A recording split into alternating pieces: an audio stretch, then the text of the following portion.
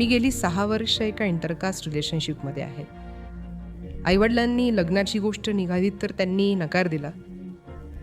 आता आईवडील माझ्यावर लग्नासाठी दबाव टाकतायत आणि त्या व्यक्तीसोबतचं रिलेशनशिपही खूप कठीण आणि टॉक्सिक होत चाललंय.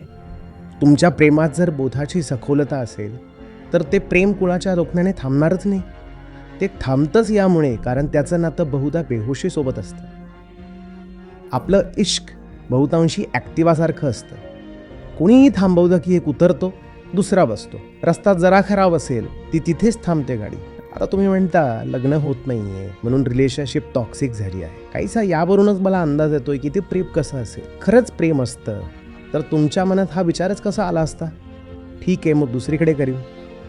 प्रेम कुठे दुसरीकडे आणि लग्न कुणा दुसऱ्याबरोबर. प्रेम कुठे जरी आहे आणि आयुष्य कुठे दुसरीकडे. असंच लडखडत कुणाच्या तरी कुशीत जाऊन पडणं याला प्रेम म्हणत नाही.